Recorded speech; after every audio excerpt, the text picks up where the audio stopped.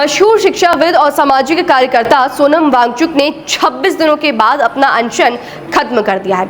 उनका कहना है कि भूख हड़ताल खत्म करने के बाद अब पूरी जवाबदेही जो है वो सरकार की होगी, जवाबदेही जो है वो सरकार से मांगी जाएगी। उन्होंने एक्स पर वीडियो पोस्ट कर सिलसिलेवार ढंग से अपनी बात रखी। उन्होंने बताया कि केंद्रीय मंत्री जेपी नड्डा और जितेंद्र सिंह उनसे मिलने आए थे। इसके अलावा उससे पहले कई पार्टियों के मिलाकर 65 सांसदों ने उनसे मिलकर और कागज पर साइन कर उनसे अनशन तोड़ने की अपील की थी।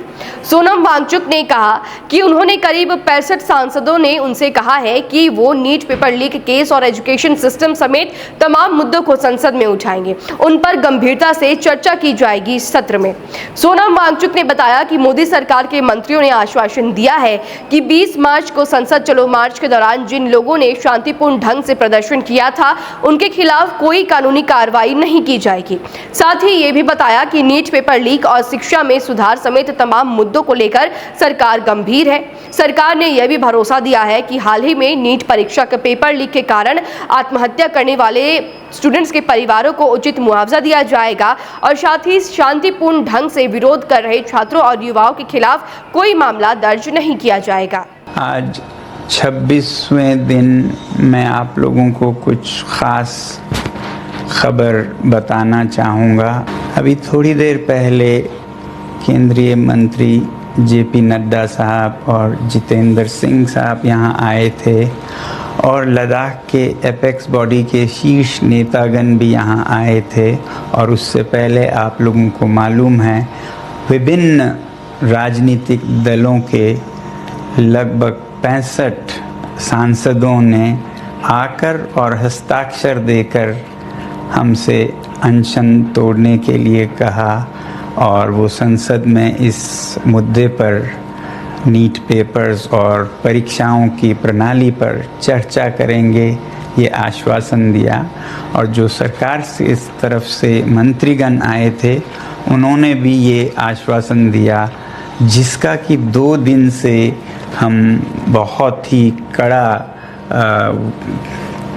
क्या कहेंगे एक तरह का बार्गेन चल रहा था कि मुझे आश्वासन चाहिए और लिखित में चाहिए और इसमें 2 दिन लगे और मुझे इसलिए अनशन पर 2 दिन और बैठना पड़ा और ज़्यादा भी बैठ जाता तो आखिर में आज उन्होंने लिखकर आश्वासन दिया है।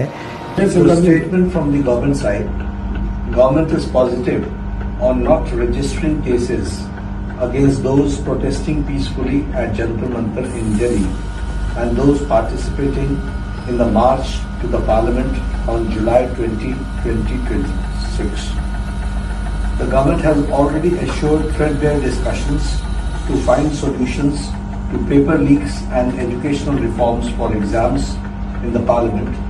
Besides, the government is also positively considering suitable compensations for the suicide victims of recent NEET paper leaks. ये हमारे साइड से Thank you. I have my leaders from the apex body of Ladakh and the KDA were also here and they have flown all the way from Ladakh and I'm grateful to them. Thank you.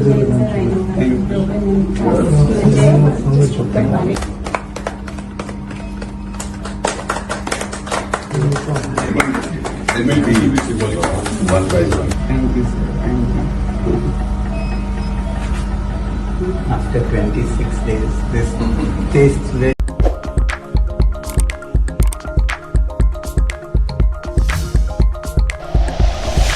Like and share videos, subscribe करें हमारा channel और press करें bell icon. News 11 Bharat, सच है तो दिखेगा।